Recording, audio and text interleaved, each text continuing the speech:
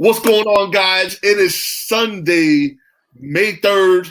This is the Beyond Celebrity Show. I'm your host, Cesar Pena. Got the co-host, Miguel Sanchez. What's good, brother? What's up, guys? Episode 46 in a row. Woo! Crazy. We're doing it. We didn't think the quarantine would last this long. We said we would do it every day. Quarantine.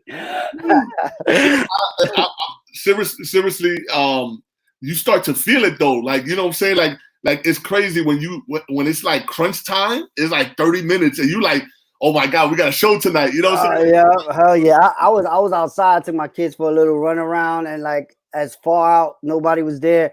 I was like, we gotta get back. We had to all get back. Everybody take showers. So yeah, man, it was crazy. Shannon, what's up? Shannon, what's going on, Shannon? Jimmy, what's up? What's up, guys? This show is gonna be cool. We got a special guest coming on in a few, but yeah. Thank you, Shannon. Thank you. We try. We try. Remember when we was talking about TikTokers being like stars, the next like stars coming up? Hey, Sophia. Hey, Sophia. Remember we was talking about that for like at least starting to 2020. We was like, yo, the next celebrities are gonna be TikTokers. Mm-hmm. So I was having a conversation with my daughter, right? And she's not up on the like the entertainment business side of it and stuff like that, like TMZ and none of that. But you know, she was just talking about Charli D'Amelio. So Charli D'Amelio is the #1 TikToker out. She has 53 million followers, right? For dancing. Richard, what's up? Richard, what's up, Richard? 50 million followers. Think about that. So what was crazy is I'm always interested in young people, what they like listening to and all that stuff. In this case, it's my daughter, right? So I sat her down and I'm like, what's so interesting about her, right? Like, what do you know about Charli? And she was breaking down even her boyfriend on it's like their own social media with they created TikTok. a separate social media just for them as a boyfriend girlfriend. So the boyfriend's on TikTok too. J. Michael, what's up? And they was doing this whole, like, she was like breaking it down, like they used to be together, they be hating on them. Like she was doing a whole breakdown. I'm like, there's like storytelling in there. Yeah, she was storytelling what was going on TikTok besides, you know, the regular dancing and sing-alongs. And I'm like, yo, there's a whole different world in the TikTok stratosphere. You know what I'm saying? We gotta get up on that. Yeah, so that's new. That's I'm telling you right now, it's not gonna be about people that's on just regular TV and the movies. It's gonna be who's the biggest TikToker, what are they doing, and that's gonna be mainstream very soon. That makes sense. That's pretty interesting. I mean, 50 million people. If 50 million people know who you are, that's pretty famous. Let me tell you something. I just saw one of her last videos, right? One of her last videos, she had 20 million views. Yeah, that's crazy. That's crazy. Yo. And then, yeah. She could dance. She had a Super Bowl commercial. Look at this, right? Josh, what's up, man? Look at this. 53 million. Wow, the last time I looked, it was 50. I know, but look at the third one. 22.2 million views. What the hell? What's up, Josh? Angry Grandma's funny on TikTok. That's pretty good. I haven't seen that one. I gotta see that one. But let me tell you something. That's the new medium, right? Media, and the attention span is there, right? It's only a minute, right? So what you could do in the 1 minute, right? And I know it's hard. It's hard. Like I've been trying to get in there. It's hard. Like I came up with an idea this weekend. I'm gonna try. It's gonna be I'm gonna see, but I don't know. Yeah, you gotta figure it out because it's the future. It is the future. That's the future. You know. So, but I'm enjoying it. I'm enjoying the ride right now. I got more followers there than my Instagram and other platforms. You know what I'm saying? Yeah. I gotta look. Let's see how many followers you got there. Last time I looked, it was almost 10. I feel like. Wow, 10.6. Yeah. So you growing. And, Yep. and even like I told you, you just gotta start throwing up them videos, I man. know, and I haven't done that yet, right? You I did gotta a start little, doing that. but I know, I got to get on this stride that I have videos on the side and just put Yeah. them up. That's more than an entire. Type. No doubt. That's the thing. That's the thing about TikTok because Asia is. I don't know if it works that way. If the Asian audience sees the American audience stuff, because I know China's very specific about what they let their people see. Yeah. So it is what it is. I think just it's worth trying if you're in this content creation game or in the business, in the world of business, because the more eyes, the better anything does, right? So you want to make sure you're involved. Yeah, and I tell you right now, Guillermo, what's up, Guillermo? Guillermo. So yeah, I mean the business. I feel like if you starting any kind of business or you in the content creating, like forget Instagram. Yeah, I mean man. Facebook. You got your friends on there. That's cool. You can start something right there. But TikTok is the answer, and just Yeah, figure it man. out. You don't have to dance, right? We older. Yeah, you don't have to dance. So that's the thing. It is music related though. So you got to figure out but there's also comedy. Like I remember early on seeing this lawyer, and I think his name was like lawyer or something. He caught lawyer early, but he was doing like funny things based on law. Like he was like, trying cases and like, oh, your lawyer's gonna, you're in the jail when your lawyer's wearing something like this. He was doing a lot of funny things, and I look up, he got like 5 million followers, and I Wow. was like, whoa. Yeah. It's insane right now. Guillermo is going to be part of Lou Pizarro's reality show. Yep. You know what that is? So I don't know who Guillermo is, but Lou is going to be our guest. Okay. Yeah. So Lou Pizarro, he's going to be our guest later on today. He is he has a show called Operational Repo. Operation Repo. It used to be. I want to say it was on either Spike TLC or Spike TV, one of those things. But now he's coming out with a movie, so he's going to break down the movie to us, and he has an insight of this project he's working on that deals with what I do for a living. You know what I'm saying? So nice. Let's see. And so he has a lot to talk about. So we're gonna get to him in a few. But right now, we're gonna break down some of the stories out right now. Go ahead, the news. Go ahead. So one of the biggest news I've seen so far is Meghan Markle and Prince Harry. They starting to settle down on a home, and it's I think it's worth like $17 million in California, in the California area. So I can't put up the pictures because I don't own the pictures. You know what I'm saying? Oh, you can't even show them on. I guess. Yeah. So it's actually $13 million. It's a mansion, and it's right around the corner from Tom Hanks and Ben Affleck. So they got a new neighbor moving in, and they're royals. You know what I'm saying? So the Paps are going to be on them all the time, right? So the Paps are 100% going to be on them all the time. J. Michael on here, so he knows. You know what I'm saying? Like he already, I know he got his eye on that. So J. Michael said it was on True TV for 12 seasons. Yes. And wow. It was so entertaining. Like I used to watch it back in the day for a while. And if you don't know about repo, right? They repoing your cars, right? And that's a dirty business. Think about it. You home chilling, right? You eating, right?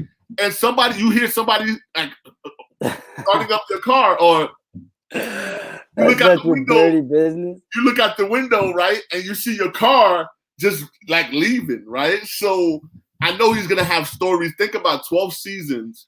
And now they're about to do. They got a movie. I'm gonna show the trailer during when he's here.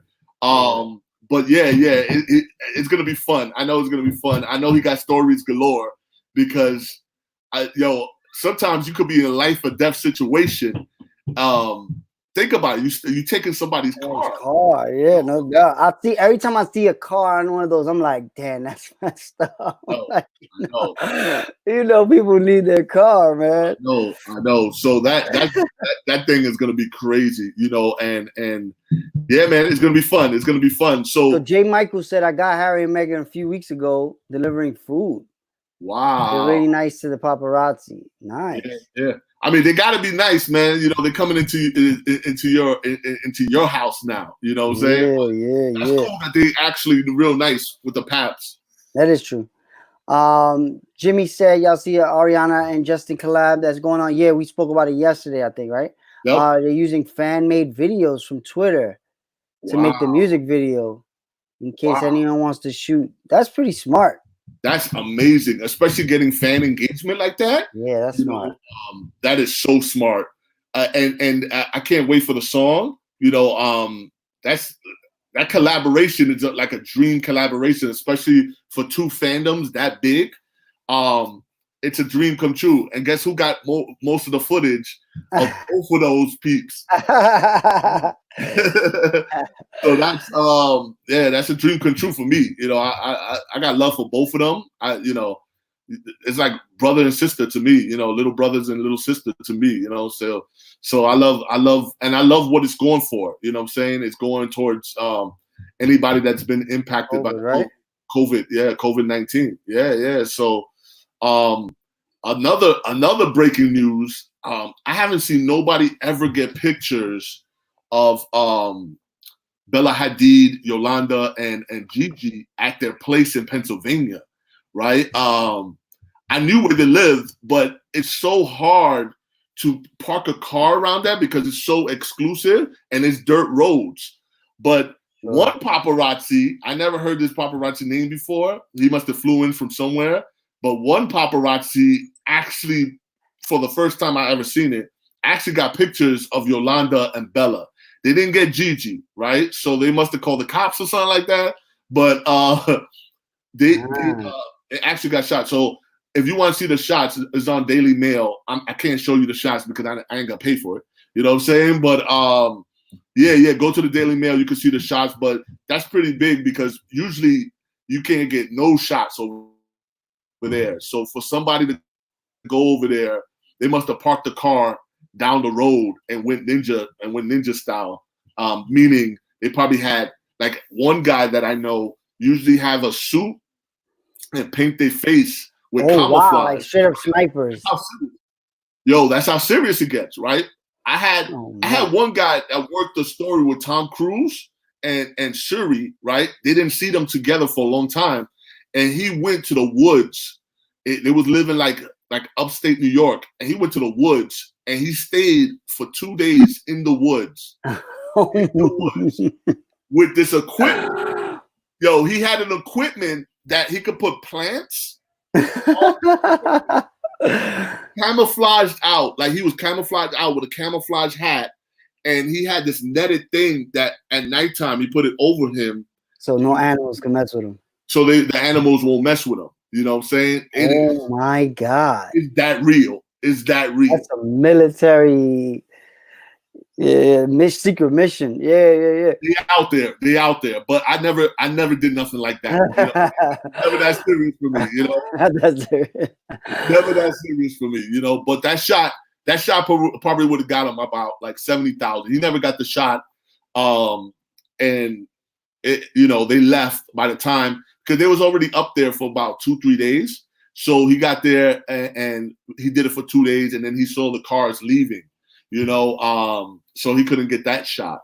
But yeah, it's that serious though. I seen him get a shot like a good shot doing the same exact thing. So yeah, it was that serious for him. So what else? Anything else in the news? Nah, that's it for my news of the day. All right. So let's go to the birthdays. All right. Designer 23. Wow, I thought he was older than that. So what stands out is my boy Luke Brooks. So Luke and Jay. So Jay Brooks. Oh, got it. That's the Ariana Grande boyfriend, right? So they up there. They up there in the in my book as one of the guys. But Luke wasn't, of course, is the brother of Jay Brooks, and those are the guys. Jay was one of Ariana Grande's first loves. You know what I'm saying? From Australia. They had the group called the Janoskians, and yeah, I put them up there with one of those guys that kind of messed up. You know, they were twins. I didn't know they were twins. Until right now. both of them are amazing. They're good kids. You know what I'm saying? But man, that definitely was a slip up right there. I know it was early on, but man, he messed up. I see James Brown. James Brown, the king of soul. I never met him in person, but I would have loved to. I would have loved to meet him. Anybody else you see here? Let me see. Bing Crosby. Yeah, I never heard. I never met Bing Crosby. I heard of him though. There's a lot of YouTube stars. They have YouTube stars on here. Nobody else kind of stands out over here. Christina Hendricks, she was from Mad Men, right? I think, yeah. So she has this other funny. Dame Dash. The way they put Dame Dash was messed up. No, but Dame Dash, man, that's Rockefeller. That's Rockefeller. Christina Hendricks, man, she got this funny show. I gotta look it up later, but her show is off the hook. It's a sister and another wife, and they get into like the drug business / counterfeit business, and they're home wives. Nobody would expect them to get into business. So it's hilarious. I think it's on either NBC or Fox, but it's hilarious. Dame Dash 49. Wow. Dame Dash is right around the corner from us. Yeah, I know. Yeah. So he was the partner of Jay-Z. And he was dating Aaliyah when she died, right? Well, it was kind of controversial because he was dating Aaliyah. Jay-Z was dating Aaliyah. At the same time. I don't know what. I don't know. You know what I'm saying? Like they saw Jay-Z with Aaliyah, and then they saw Dame Dash with Aaliyah, right? So I don't know. I think Jay-Z was the last one with Aaliyah. You know what I'm saying? I think Jay was. Yeah? You got to see the documentary. They have a documentary of this, right? And they talk about.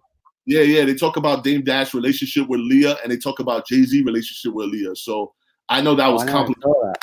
Yeah. I know that was complicated. So.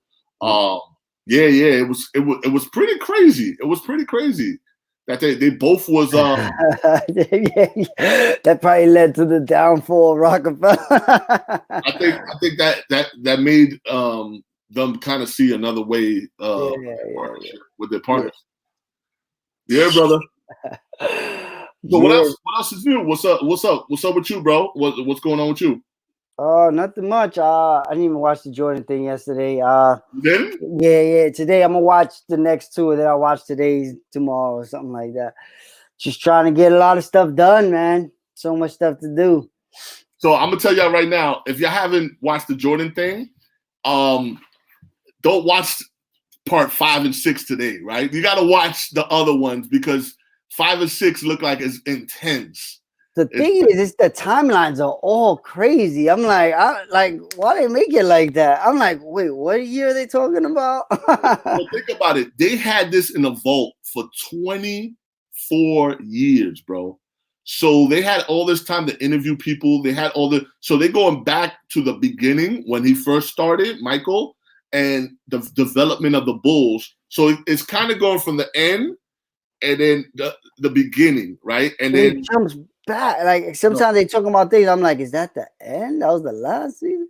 So that's been the confusing part with how they laid out. So this is what it is, right? They're talking about the very beginning of the '96 season. This is when they won all the games. So they're talking about all that. But the beginning when Jordan was first in college and first doing, coming up in the game. So yeah, it's crazy. It's crazy. But you got to check out the first couple episodes before getting into the real deal. And tonight, hold on. Tonight is gonna be crazy. Tonight is gonna be crazy on there. Yeah. I'm gonna catch up today. I might catch up this week. So yeah, we're gonna bring the guest on. Yeah, is he here now? No. Okay, I just sent him the link. So let Right. me know when he's so I can introduce him. All right, cool. Yeah. Who Ben? I don't know who you're talking about, Shannon. What are we talking about with Ben? Ben. Shannon, who Ben? Hey, Hey Charles. Charles. Yeah, so yeah, excited. We got a lot of stuff going on in the background, a lot of work. I'm so tired. But so what's coming up? I'm gonna plant the seed right now. So what's coming up?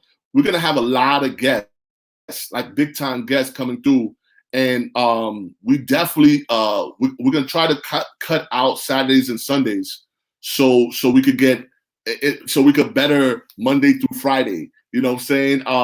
But on Saturday and Sunday, I'm gonna have like videos that I never released before, and I'm gonna put it up on Saturdays and Sundays. You know what I'm saying? So just keep the ball rolling. You know, but the live shows are gonna be Monday through Friday.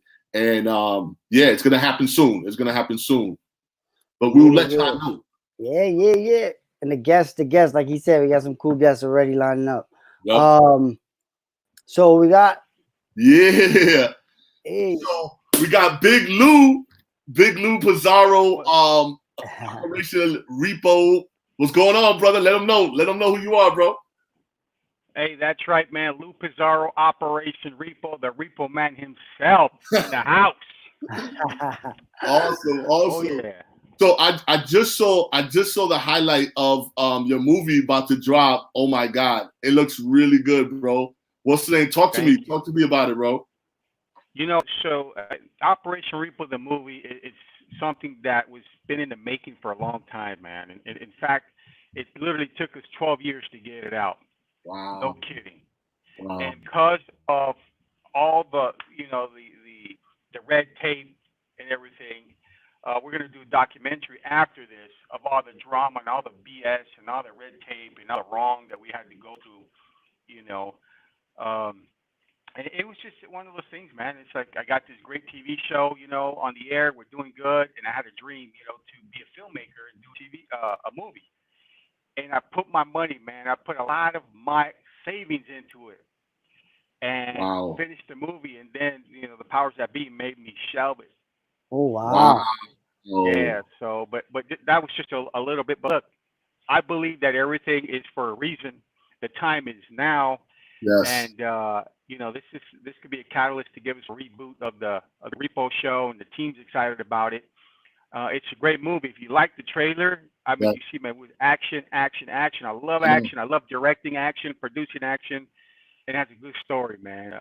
My writer, Eric Solis, my whole family, man, they all came aboard to help produce this thing, man. So, and by the way, it's available now. Pre-orders are available now on moviezine.com. Okay. So that's movieZynge.com. You can pre-order now, but it releases on DVD June 1st through July 1st, and then it goes out to the SVOD platforms. All right. Wow. Wow. Oh yeah. We're gonna link it up right now so people could link that. There it is. There it is. I got the first copy right here. Yeah. I got the first copy. I'm gonna frame this bad boy. You better. Yeah. So before we go on the trailer, what was the craziest thing during the 12 years that like what stands out to you when you was filming the show? Well, you know what? Most people don't realize that I was a repossessor for real by trade. That's what I did. So those stories are insane. Now for the TV thing was what I remember. I mean, there's a lot of interesting stuff like, Matt and Froy. I mean, these guys, good-looking cats. All the women love these guys. Women would show up on set, man, while we were doing repo. Just to, can you sign? Can you? I mean, it was insane, man. And it was stuff like, wow, I can't believe that I'm seeing this, And we had some interesting times, man. It's like everything was reenacted based on real events. Now we talk about the real life of repo, man. I was involved indirectly in 3 different murders. Wow. You know, yeah, it's crazy. Wait, you gotta explain that. Is that part of the movie? No, there's some bitch in it, man. That was good. He knows what's That's up. good. That's what's up there, man. That's Hey, good. bro. Hey, where you from, bro? Where you from, I'm man? from the Bronx. From the Bronx. Yeah, Bronx here, man. Oh, 137th and Willard. another one. I knew it, man. So I was born at the old Lincoln Hospital. Nice. Remember that? Nice. My dad, he passed in the new Lincoln Hospital. I was just out there, not a few years ago, man. I was out there for the festival on Arthur Avenue. Brought home some cigars. Hey, mama,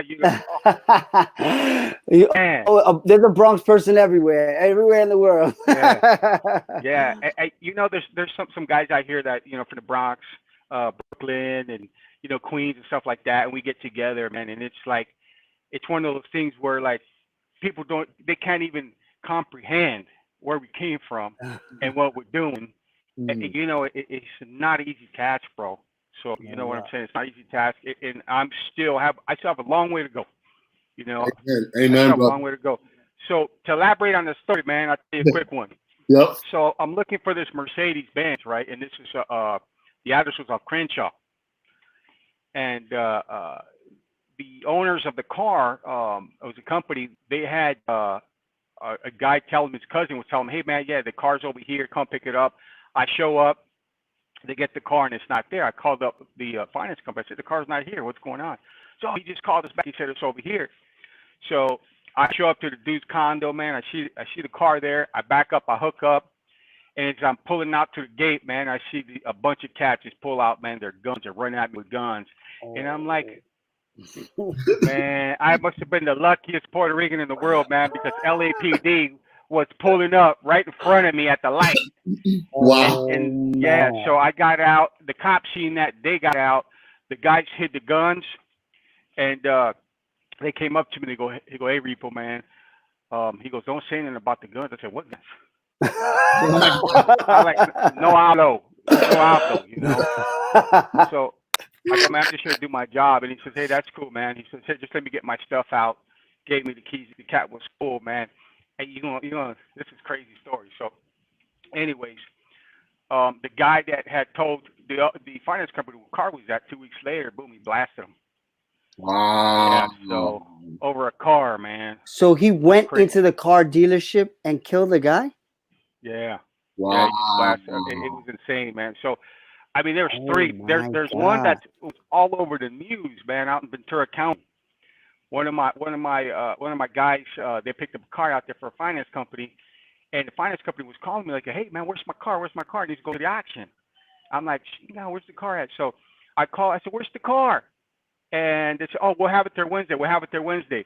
And then I get a call from the sheriff's department, and it says, "Hey, you Lou Pizarro?" I said, "Yeah, you own the company? Yeah. Did you assign this repo order?" I go, "Yeah." I said, "I'm waiting for the car." He says, "Oh, you ain't getting the car." I said, "What do you mean?" He said, "Didn't you see the news a couple weeks ago?" I said, "What happened?" He says, that murder at the gas station where they robbed, the manager and they shot and killed him? It was in your car. Wow. I'm like, man, yeah. So, shit. The repo guys that were working for me out there, their nephews took the car and went on a run, and they were robbing everybody, man, and killing the cat. So they caught one guy a few weeks later. I paid for the car. Ironically enough, it was a 1994 or 5 New Yorker. What? New Yorker, man. Yeah, and the car. Yeah, so and I paid. You're not gonna believe I paid $95. I mean $9,500 for that car, man. It wasn't worth $3,500. Oh man. And so now exactly 1 year goes by, man. And the detective calls me up and he says, "Hey, man, you can come pick up your car." I'm like, I forgot all about that car, man. And I go, "What happened?" He says, "You didn't see the news?" I'm like, well, "What happened?"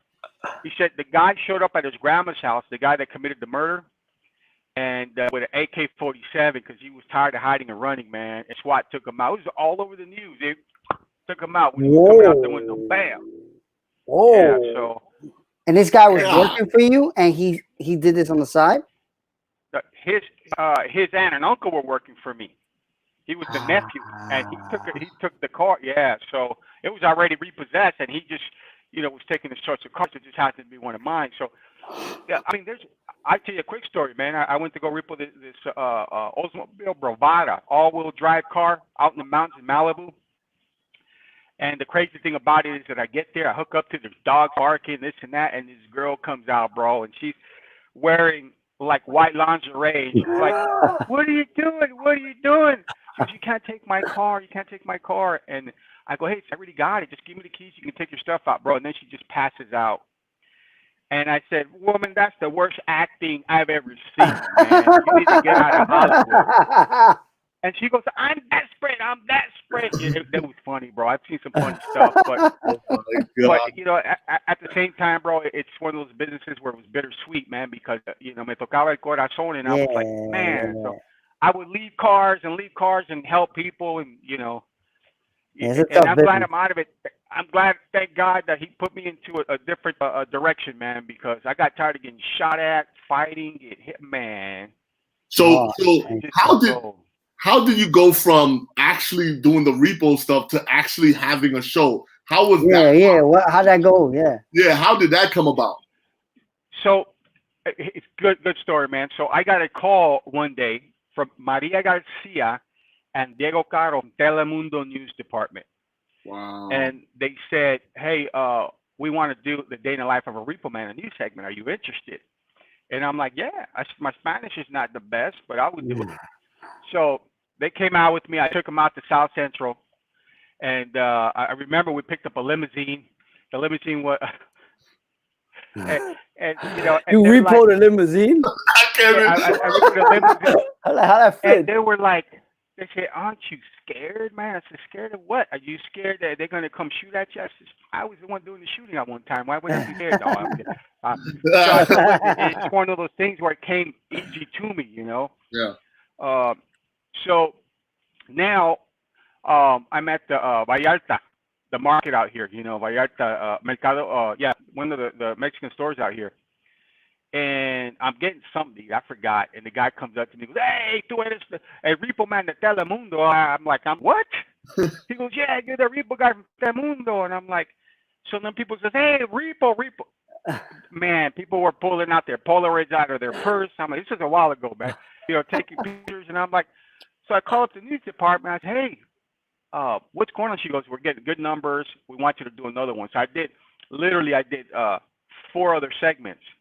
But I was already filming this stuff for safety and insurance because, you know, people are always wanting to fight and people are always BSing and lying. So I had to cover myself. And I showed them the Cesar that I did. And I knew nothing of production, man. I got a couple boys that went to the same church that I did, and they were in film school. Wow. And I go, "Look, I shot all this stuff. Help me put it together." And I pitched it, you know, to Telemundo Channel 22 out here, and within 2 weeks, bro, they bought it. But it wasn't that, you know, it wasn't that easy of a story. But within 2 weeks, man, they bought it. Then we started filming in Spanish, and then Court TV came to us. You know, they wanted us to be the transitional show to do it in English from Court TV to True TV, and that's why in the early years of True TV it was my formats. I was consulting and working with them, and so True TV, they've been awesome, man. You know, Warner Media, those guys made me today. You know what I'm saying? And NBC, of course. Wow. So that's the story. That's how I got into it, man. And, wow. That's crazy. You know, so a news story, huh? That's pretty interesting. Yeah, a news story, man. And you know what most people don't realize? They go, "Man, you can really tow a car and you back up, this and that." People don't realize, bro, that I worked at Continental Airlines first. Whoa. So, yeah, I was at Continental Airlines, and they said, "What'd you do there?" I said, "Well, I was a ramp engineer." They go, "What's a ramp engineer?" I said, "A baggage handler. I'm the guy that throws the bags in the They're like, "What?" So my job there, I was one of the soups there. I was the lead, and I was in charge of pushing the planes back, towing the planes. So DC-10s, DC-10-30s, 57s, 37s, 27s. You know, and a car, man, that was nothing. You know what I'm saying? Most people don't realize that. So a lot of my life stuff came to play, you know. So I brought share this one. People don't realize, man, that, you know, I was a jibaro. I lived in Puerto Rico in the mountains. I picked coffee beans as a kid. I didn't go to school. Oh, wow. You know? Yeah, people don't even know that. You know, they're like, "What's a jibaro?" I said, "Well, you know, it's kind of a farm worker, a humble farm worker. Some people say redneck, whatever, but we don't use that anymore." And that's what I did, you know. So my whole life, bro, has been a blessing. I've learned so much. I have 6 kids, and I've really, really molded my kids, show them what's going on, and so that's the story, man. Yeah. And it's again, it's led to this, man. Yep. Yeah, yeah. So that's good. It's one of many. We're about to show the footage right now and show the premiere. The trailer. It's gonna play a little choppy when Nice. we do it like this. Let's do it. But I'm gonna put the link in the description and stuff in the chat so people can watch it the right way. Okay. Can you hear the audio? I can't. No. Oh, maybe the audio doesn't work in this way. So you could break it down. You could break it down with this. Is that Joey? Yeah. So these. Is that Joey Buttafuoco? Yeah, that's Joey Buttafuoco, man. He's that looks super a friend of familiar. mine. I I've was known like, him who is for many that guy? years. Yeah, Joey B, man. There's Matt. There's Flat Top. That's Froy. A lot of those guys are friends of ours, actors out here. Wow. My sister, and right now basically we're just getting paid for doing this gig, and it turns out that the bad guys were using us and set us up. Wow. So that's a Grumpy and Sleepy right there, and yeah, I mean these great. It was such fun, man. Good stuff. Well, Yeah, no, you can look it up and check out the sound, and you'll get. Yeah, you'll get the feel I put for the it, link man, in the chat so people can watch it and give you some more views. Thank you. No, that's amazing. Yeah. So I got. Go ahead. Yep. No, man. So Operation Repo, the TV series, opened up a lot of doors, man. I got several movies coming out this year and next year. So we'll talk about this another time. I got a kids superhero film, which is big for us right now. Oh, wow. Romeo Mike Rufferman movie. So we're excited about that. But bro, this here, you can imagine how 12 years, bro, 12 years. Can't imagine that. And yeah, it was just a crazy story. I wanted to tell you guys the story so bad, but I cleared it through my attorney, man. Not big. So, but there's some stuff in here, bro. Just like you said, man, he hit it. There's some stuff in here that I was really a part of, and we have to be vague about it, but you'll get it. wow. You'll get it. Wow. I can't wait. Yeah. One more thing, brother. Yeah. I just saw. We can't show the trailer to this, right? But I saw that you're behind a real dope paparazzi series that's about to drop one of these days, right? I know we can't be too specific about it, but how was it working with paparazzis and being a part of that world? Well, I got to say, it's an interesting world. I mean, I'm a night guy. I've been doing, repos forever. And so I was able to really understand and appreciate and adapt. It's not an easy job, man. It takes a toll on your life.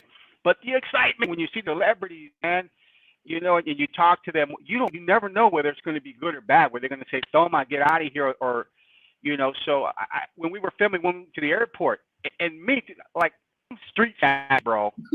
I'm street savvy, and I'm trying to figure out how in the hell did they figure out that this cat was on this plane at this airline coming out of this terminal. I'm like, I used to work with the airlines. And I was like, how did they have somebody's hooking them up? You know what I'm saying? And I was like, wow, it's interesting, man. And then the drama. Sometimes people, they just get crazy. They get upset. But for the most part, man, it's not an easy world. But it's the world that the average American, the average person on the planet wants to hear about because they're busy. They're 9 to 5s, raising their families. Yeah. So to me, it's an important show. You want to be in front of them, or you want to be a celebrity, you're fair game, bro. I'm sorry. As long as they keep it safe. Yeah. But the show is great, man. And there were some networks that were absolutely interested in the show, and we're confident that it's going to hit. I know. Just watching the trailer, it started bringing back, because I've been a paparazzi for over 16 years. I've been in the New York City area. So and J. Michael is there, Paparazzi Exposed. So I know you working with J. Michael with him. Oh yeah. But yeah, it's not easy. It's not easy. It took its toll. Even my wife today, she did it with me, so she understands those late nights with me. And she don't have to question that I'm out with another girl or something like that. Yeah, I know, man. You know, the good thing about the paparazzi, I mean, it's as far as the job, man, it's a really fun job, but you have to really work at it. People don't understand you're doing nothing for hours and hours and hours, and Yeah. if it pays off, it pays off. For me as a repo guy, bro, you know, nights I spend sleeping in my truck just like the paparazzi. I slept in there, had my lunch, this and that, man. And sometimes I was working over the weekend. I'd leave, yeah, I'd start here, you know, in the valley, go to LA, Orange County, Riverside, and I back on Monday. Leave and come back on Monday. Wow. Just repossess cars, man. Have you ever did Yeah, so repo in New York, or it started your repo career started in California? you know what? It's funny. My first legal repo was in Apopka, Florida. Oh Mm, wow. Uh, wow. yeah, so I got family out there in Florida. I mean, I lived in Hialeah, Miami. It's like, you know, I'm like a gypsy, right? So I was all over the place. So because my mom, she was single and she was going everywhere.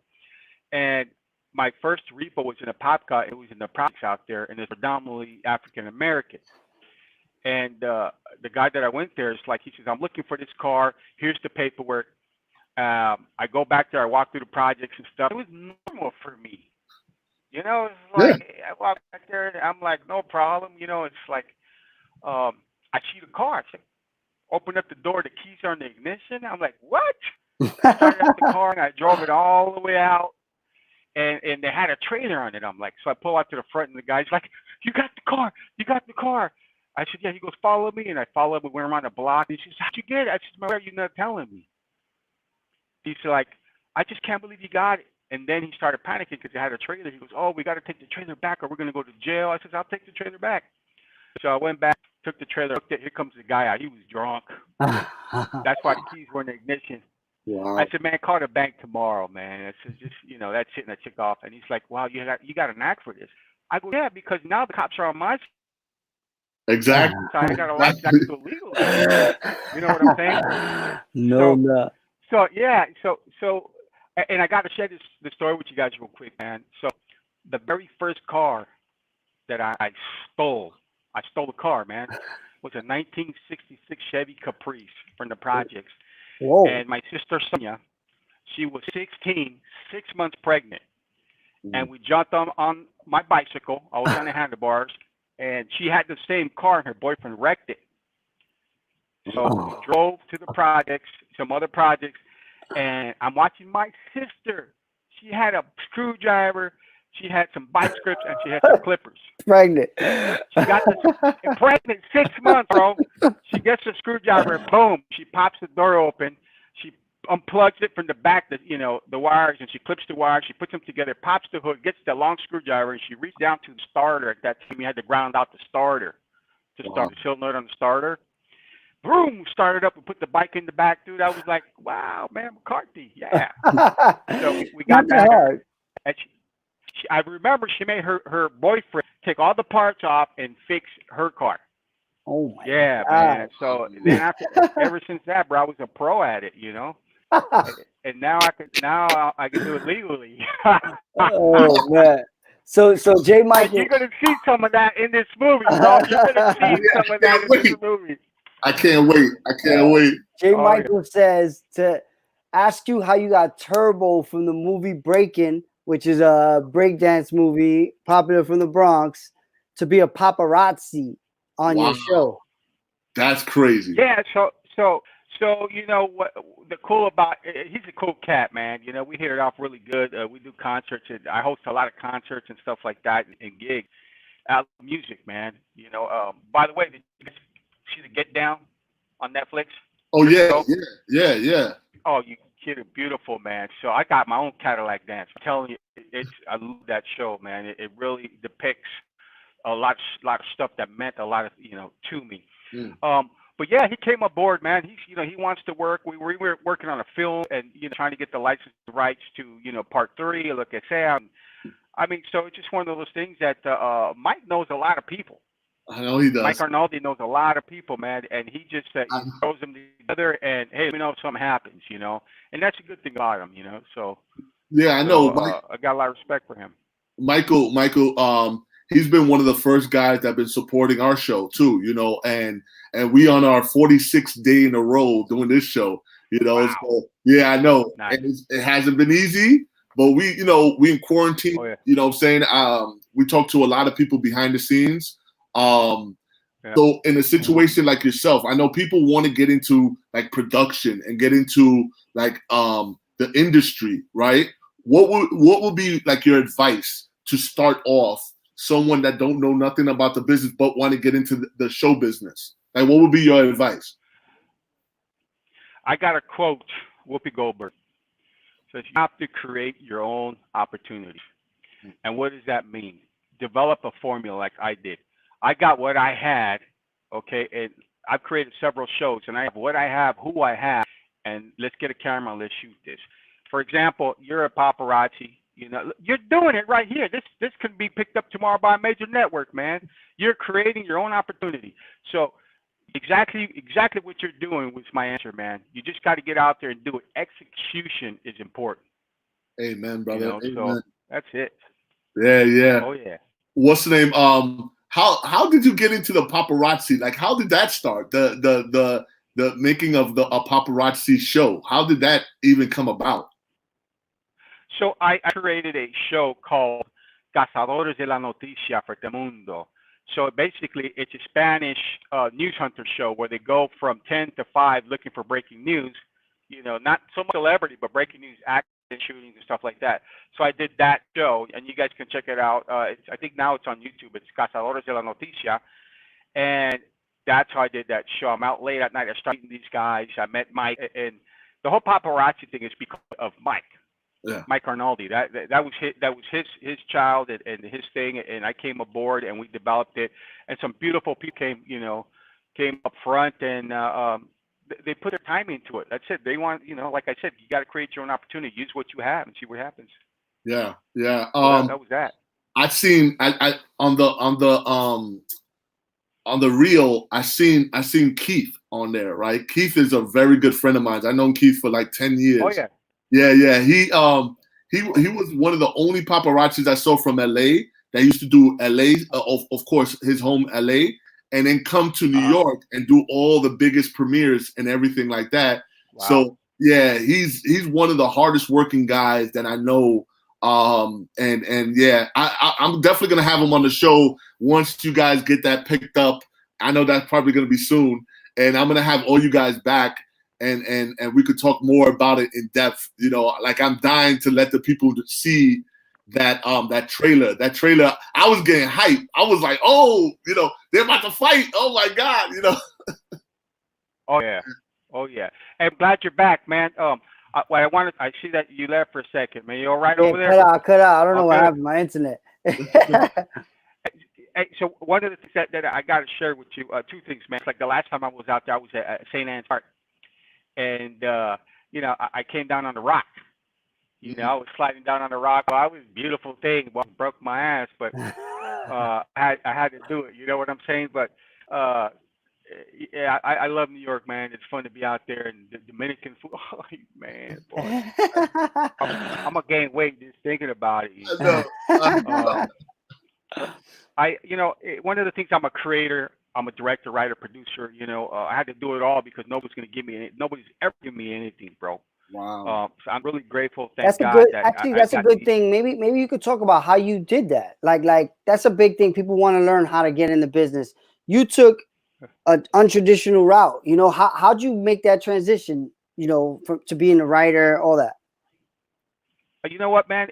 I came up with a formula, like I was saying. And my formula is have the idea, have the means to execute the idea, and have the location. So those three things. Like I did Dame Tinta, 112 episodes of a tattoo show called Dame Tinta, and it's at that time it was the only Spanish tattoo show. You can see it now on YouTube. It was on NBC Universal, Mundo, Telemundo, and so like I said, I do tattoo guys. So I had a studio. I got some guys that graffitied the walls for me. Everyone brought their equipment. I'm putting these guys on TV. I'm creating my own opportunities. Like I was saying earlier when we launched you, man, I'm quoting Whoopi Goldberg. Create your own opportunities. You have to do it. So just grab what you got. I don't care what it is. Everybody that's listening, grab what you got, write it down, and create a formula out of it. That's it. And at the time, it was a 3-step formula. Now my formula has advanced to 7 because now there's a lot of competition. You know, there's a lot of competition. There's Facebook. There's all this. I was like what's the other one? MySpace and stuff. Yeah. So one thing that I want to share, man. Shout out to my dad. He passed, but my dad was a true New Yorker, in all the sense. And he was in the Korean. He was in Korea, and from there he went back home, and he was a barber on Willis Avenue for over 30 years.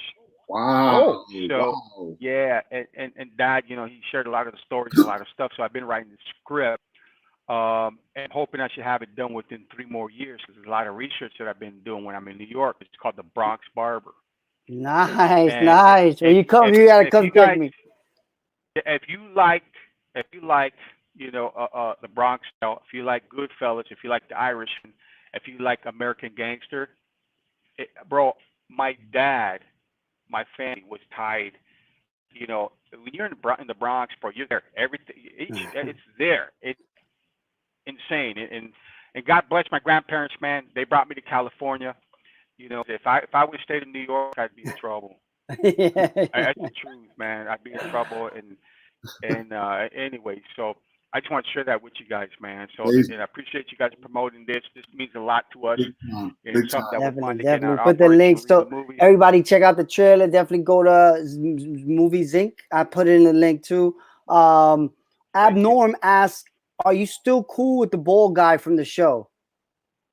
Yeah. So we actually had a falling out years ago. And just recently, and I'll share the story with you, man. So my sister Sonia, she had a stroke about two years ago. Oh, sorry, yeah. And yeah, thank you. So she was going through some stuff, and Freud and Matt, like after the show, everybody went their own ways. So we weren't really talking, and Matt was upset about a bunch of stuff, man, and it just built up on him, man. Then one day I'm at the hospital looking at my sister, and Freud's there. And I'm watching Freud. He's divorced already from her. He's remarried, this and that. And he's taking care of my sister like if it was still his wife. Oh, wow.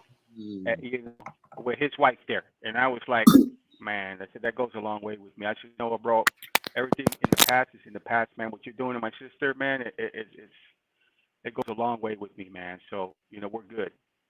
And then a couple of days later, he told me, hey, Matt wants to go to breakfast with you. I said, all right. I said, I'll be in Florida. I'll be in Tampa doing a cigar gig out there. And I go, when I get back, I'm going to take you guys to lunch. So I got back, we went to lunch, and we had a good conversation. I go, look, a lot of stuff is going to come up from the past. It's in the past. It's going to keep on coming up. As long as nothing new from this point on comes up, everybody's good. Let's do some stuff. Let's make some money. Let's do some shows. We're all talented. We're a good team. We're an A team. I was a big A-Team fan. Me too. Matt was my B.A. Baracus. You know what I'm saying? He was pretty important. So Freud was my face man. I was Hannibal. So Sonia was Murdoch.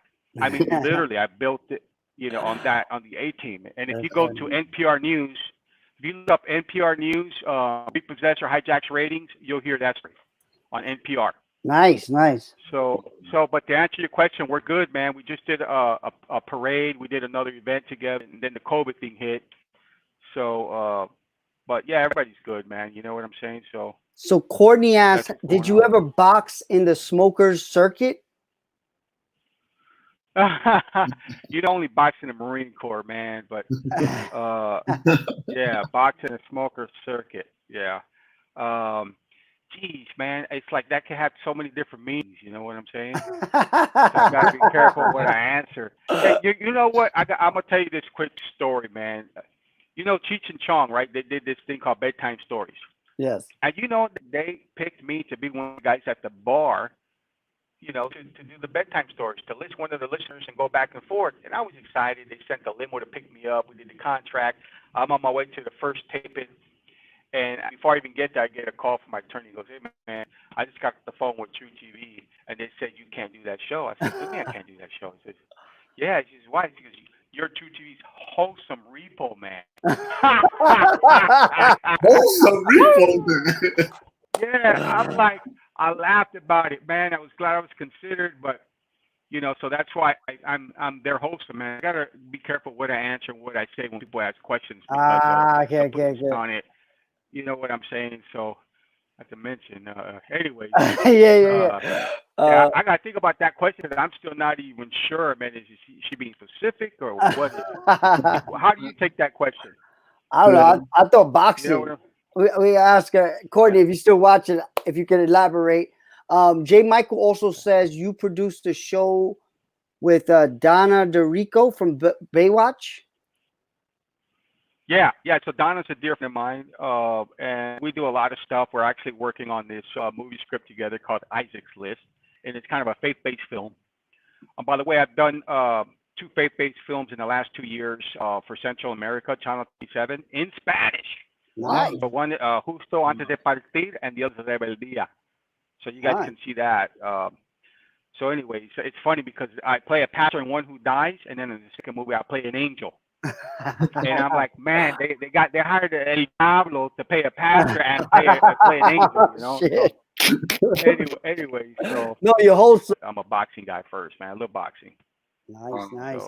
So I guess coming up on the end, do you have social media? Do you any other way people can find you? Yeah, everything's at Lou Pizarro. Anyways, Lou Pizarro. So you guys, when you guys coming out over here?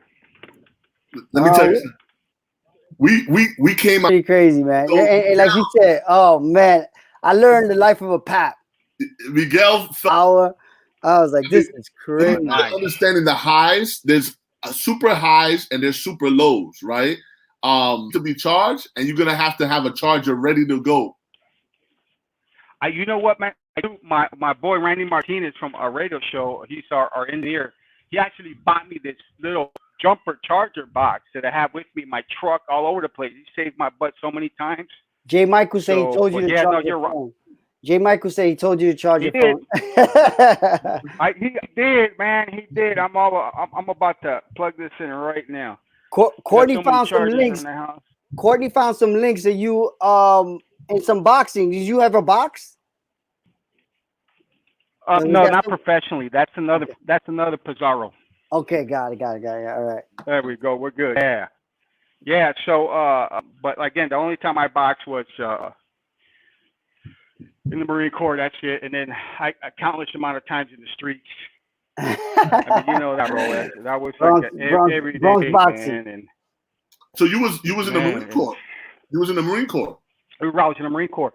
Yeah, I was out here. Check it out, man, because I was out here at MTRD in San Diego. So one of the things that a lot of our drill instructors were from the Bronx and from New York.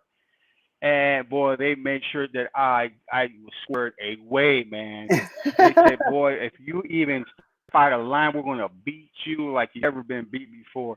So you need to do it better than the next guy. I'll never forget them. That's like, you need to do it better than the next guy. With Marine. They go, oh, you're a Hollywood Marine. I'm like, hey, that sounds pretty cool, man. I'll be a Hollywood Marine. All right. Thank you, my brother.